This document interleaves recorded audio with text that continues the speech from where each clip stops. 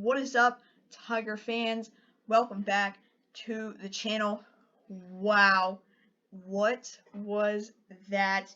Got a lot to talk about in this video. But first, I just want to say, if you guys want to interact with me during these games, my Discord server is linked in the description. I'm always talking on there on Saturdays, especially. Lots of college football talk on Saturdays. So if you're interested in joining that will be linked in the description. I don't usually link it on my Clemson channel, but I will on this video. Anyways, oh boy, what a game it was. Clemson defeats Georgia Tech by a score of 14-8. Keep in mind, Clemson came in this game as a 28-point favorite, but a 14-8 final score. But the only thing that matters to me is the Tigers got a victory. And it was a very ugly victory. So this game was in Death Valley. And just to sort of go over the basic stuff, 2-hour rain delay in the middle of the game with 32 seconds left in the second half. So what they decided to do is not have any halftime. So once the rain delay was finished, what they did, they ran the teams back out there. They played the final 32 seconds of the half, and that's where Georgia Tech got their first points. And then they started the second half. So it was quite the interesting game. And Georgia Tech's 8 points, they came on 2 field goals and a safety at the end of the game that could have very easily been a Georgia Tech touchdown. So basically what happened, Clemson stopped Georgia Tech 4th and goal with 15 seconds left. Clemson stopped them on, probably 1-2 yard line. And then Clemson had to delay game, so it backed them up a little bit more. But pretty much, Will Shipley handed it off to him right up the gut.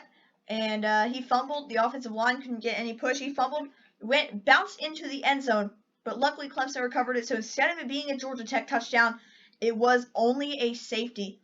And that recovery, I'm not sure who recovered it, but that recovery saved the game for the Tigers. So 14-8, the final score for Clemson over Georgia Tech. But the Yellow Jackets, they came to play. What an impressive performance for a team that lost to Clemson 73-7 last year, and now only a 14-8 loss in Death Valley. Now, this is definitely not the same Clemson team that we saw last year with Trevor Lawrence and Travis Etienne and all those guys. But this is still a good Clemson team. And Georgia Tech came to play. They lost to Northern Illinois in Week 1. And, this was a really impressive performance. I think Jeff Collins has this program moving in the right direction. I really like him as a coach.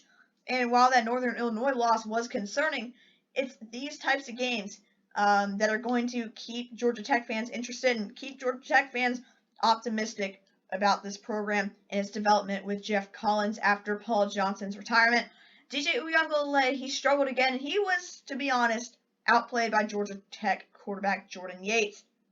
So just to go over some stats, just to give you guys an idea of how the game went. Jordan Yates, 20 of 33, 203 passing yards, no touchdowns, no interceptions.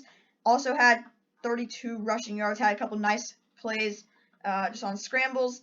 And then for Uiagalelei, DJ had 126 passing yards on 18 of 25 attempts, and also 46 rushing yards. He had a couple design runs on draw plays that were excellent. Good play calls by Tony Elliott, but that's definitely not a common theme. I might make a separate video about Tony Elliott, or just the play calling in general and what needs to happen, what adjustments Clemson needs to make on offense, because right now this offense is not working. DJ Uiagalelei, I don't know if it's him, I don't know if it's the play calling, but I'll look through it, and hopefully I have a video up for you guys sometime this week about the offense and what needs to change. But one thing that was great about the offense, besides Justin Ross had a good game. Joe Ngata, he didn't have a bunch of catches, but he was able to make some nice plays. One thing that was amazing about the offense was Will Shipley. Now, you guys saw my video on Linjay Dixon. That was posted on Saturday during the earlier games on Saturday. Dixon had 5 carries. Kobe Pace had 7 carries early in the game. But the guy that was a workhorse in this game, and I think we're going to see that as a common theme this season, was Will Shipley. 21 carries for 88 yards and 2 touchdowns for Will Shipley. And I think that he's Clemson's best running back. 5-star true freshman from North Carolina. Shipley, he came in this game as a co-starter with Pace, past Dixon on the depth chart. And I think today he established himself as Clemson's best running back. Yeah, you only see 4.2 yards per carry. He had Clemson's He had 12 of Clemson's 14 points. He scored both of Clemson's touchdowns. Will Shipley was amazing. The offensive line struggled on some plays, but they were able to create some nice gaps for him on some plays. Broke a lot of tackles. I was very impressed with Shipley in this game. The defensive line was very aggressive and very dominant for Clemson in this game. But Georgia Tech was able to adjust, and that's what kept them in this game. They were able to move the ball down the field.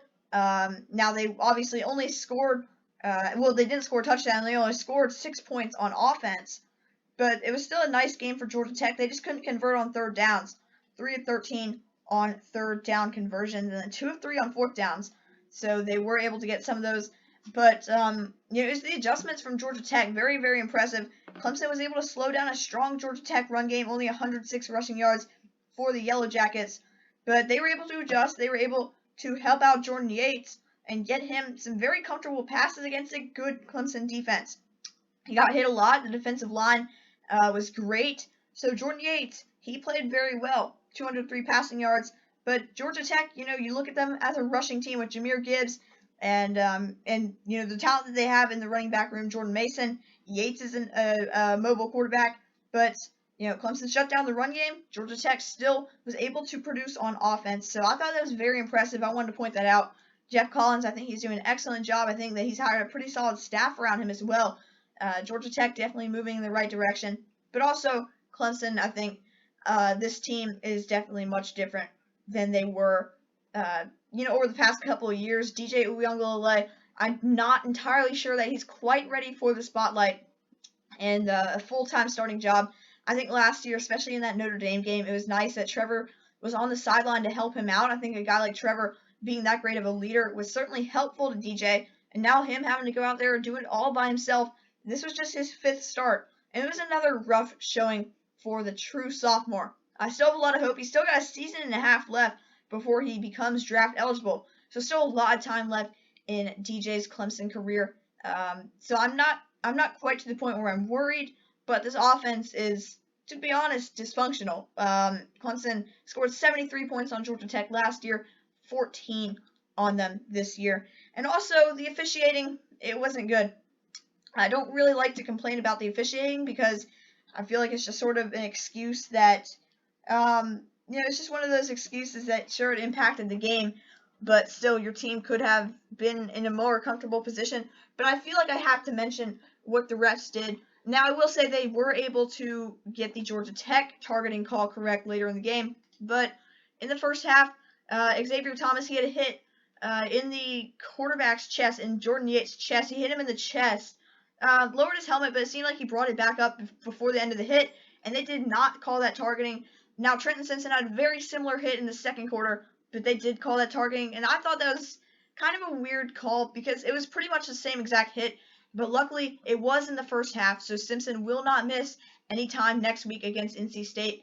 And Trenton Simpson, I'm still waiting for him to have like a breakout game, but I'm still super excited about him this season.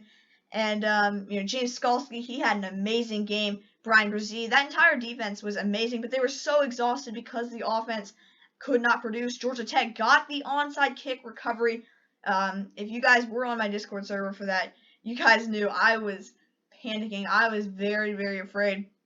Georgia Tech got the onside kick recovery, and then they went down the field with ease. Jordan Yates managed that drive really well, but then Clemson was able to get the stop. James Skalski making a couple of huge tackles, and the defense just standing up when they needed it most. But I'm still not sure that that this is just one of those one-time things. A lot of years Clemson will struggle once in ACC play. Not sure if this year will be the same, but Clemson survives against Georgia Tech, and that is the main thing. So each team had one player thrown out for targeting, but I did not think that the Simpson call should have been targeting. But the call on the Georgia Tech guy probably should have been. It was close, but I think it probably was targeting. And the refs, they were reviewing a lot of stuff, and it was just overall kind of a weird game. Definitely didn't help that there was a 2-hour weather delay right in the middle of the game. But anyways, what an awesome game to watch for a Georgia Tech fan. For me, it was painful. Coming in as a 28-point favorite, you don't want to see your favorite team put on this kind of show. But Clemson did win, and that's all that matters. Clemson still Still has one loss, 2-1 on the year, with a loss to the Georgia Bulldogs. So Clemson 14, Georgia Tech 8. The Tigers survive in Death Valley next week at NC State. We'll have a preview and prediction coming later this week. But that's all I've got. Be sure to leave a like if you enjoyed, and let me know in the comments your thoughts on this game. Really curious to see what you guys have to say. This was quite the interesting game, and definitely something that nobody saw coming. Go subscribe to my live streaming channel and my main channel, where I do a lot of college football content if you're not already subscribed to either of those. And also my Discord server, that will be linked in the description. But once again, thank you guys for watching, and I'll see you guys next time. Go Tigers!